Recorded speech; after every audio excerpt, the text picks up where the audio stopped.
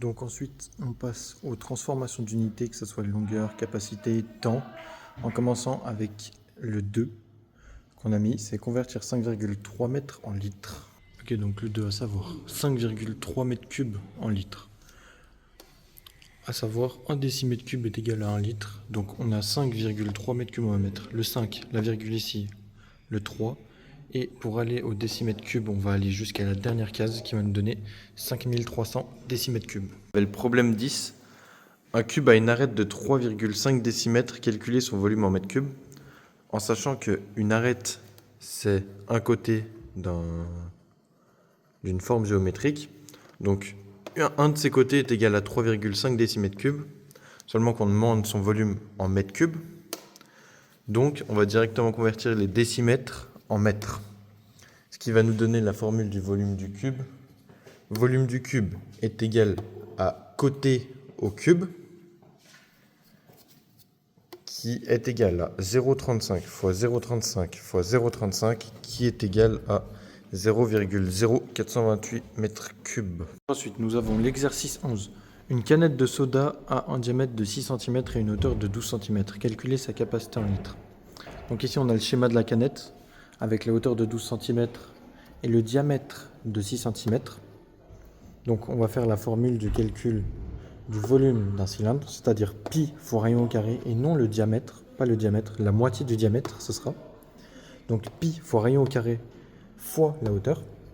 On va faire 3,14 fois 3 au carré fois 12, ce qui va nous donner 3 au carré 9, qui va nous donner 9, donc on va faire 3,14 fois 9, qui va nous donner 28,26, que ça, on va faire x 12, qui va nous donner 339,12 cm3, mais seulement qui demande en litres, et avant on l'a dit, 1 décimètre cube c'est égal à 1 litre, donc on reprend le tableau, 339,12 cm3, ça fait le 339,12 ici. On va aller rajouter le 0, parce que 1 décimètre cube est égal à 1 litre, donc 0 décimètre.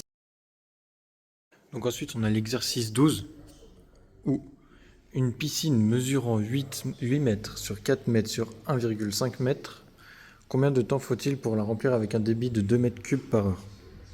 Donc on a le schéma de la piscine avec, on prend les mesures qui sont logiques, 8 mètres de long sur 4 mètres de large pour 1,5 mètre de profondeur. Donc on va venir faire 8 fois 4 fois 1,5, en commençant par le 8 fois 4, qui va nous donner 32 fois 1,5, qui va nous donner 48 mètres cubes. Et on nous dit que 2 mètres cubes par heure, c'est le débit de l'eau. Et ça, c'est le résultat, c'est le volume de la piscine. Donc on va venir diviser le nombre de mètres cubes par heure par 48. Donc 48 divisé par 2, ça va nous donner combien de 2 rentre dans 4, donc 2 fois, donc on marque le 2, ça nous donne 4, ça nous donne 0 ici. On vient descendre le 8. Combien de fois 2 dans 8? 4 fois, donc on marque le 4. Donc 8, 8, il reste 0, donc il y a un reste de 0. On a le résultat, c'est 24, ce qui va nous donner 24 heures. Donc la piscine sera remplie en 24 heures. Ensuite, on a mis le numéro 13, c'est convertir 5,2 km en mètres. Donc on prend le tableau des mesures, kilomètres, hectomètres, décamètres, mètres, et tout ça. On a 5,2, et il faut aller jusqu'au mètre, donc on va aller rajouter des zéros. Et ensuite, on va venir supprimer la virgule, parce qu'il n'y en a pas besoin, ce qui va nous donner 5200 mètres. On avait le 14, où il fallait convertir 3,5 hectares en mètres carrés. Donc avec le tableau des mesures et ce qu'il y a à savoir, on pourra déterminer le nombre que ça fera en mètres carrés. Donc à savoir que 1 hectare équivaut à 10 000 mètres carrés. On va utiliser le tableau des mesures qui est hectare, arès et centières. Et là, il y a les mètres carrés. Donc 3,5 hectares. Après, on peut rajouter les zéros, ça change rien. C'est pour nous faciliter la vie, on va dire. Donc 3,5, on va venir rajouter les zéros. Comme on compte 1, 2, 3, 4, 5, il y a 3 zéros et 2 chiffres, ce qui nous donne 35 000. Donc le résultat sera de 35 000 mètres carrés. Après, on avait le 15 qui était convertir 2,5 mètres cubes en litres. en sachant que 1 décimètre cube est égal à 1 litre.